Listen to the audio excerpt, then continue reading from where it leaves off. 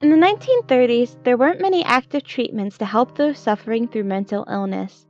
Mental institutions were overcrowded, not only with people suffering mental illness, but also those who were homosexual or wives the husbands deemed crazy. In 1935, a new breakthrough known as the lobotomy was created by Portuguese neurologist Egas Moniz.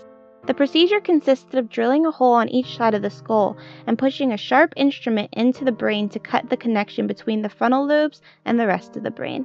The method became commonly used to treat those suffering from schizophrenia, depression, compulsive disorders, and other forms of mental illness.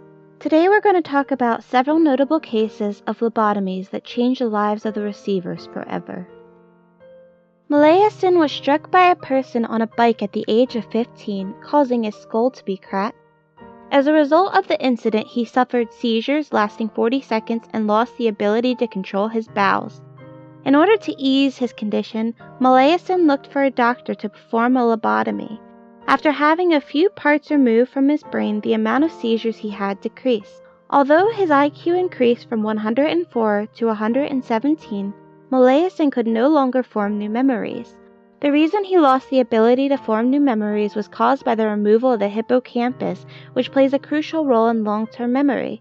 Molaison wound up moving back with his parents and performing odd jobs until he was put in a nursing home. When Molaison died from respiratory failure at the age of 82, his brain was dissected. It was cut into 2,401 pieces and photographed to map neurons. Like Molaison, Howard Dooley also suffered memory loss brought on by the lobotomy. Howard Dooley was one of the youngest patients to receive a lobotomy, being only 12. As a preteen, it was said Dooley lacked the ability to show emotions. He didn't react to love or punishment and displayed defiant behaviors. After the lobotomy, Dooley's stepmother said his demeanor altered, and he was often quietly smiling. Dooley expressed not remembering having the procedure and having memory issues as a result.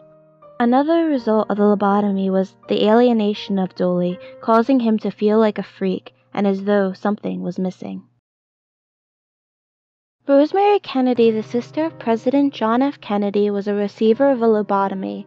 Rosemary suffered from dyslexia, which left her parents to label her as a problem child. Rosemary lacked comprehension skills and her IQ was between 60 to 70.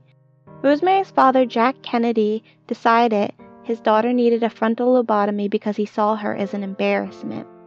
Jack Kennedy also did not want his son's political career ruined due to Rosemary's learning disability. The lobotomy left Rosemary paralyzed and she had to relearn basic tasks. She lost her ability to speak, only being able to grunt and scream. She became an invalid, unable to recognize her brothers, and was put into an institution. Thank you for watching our video. If you enjoyed, subscribe for more content.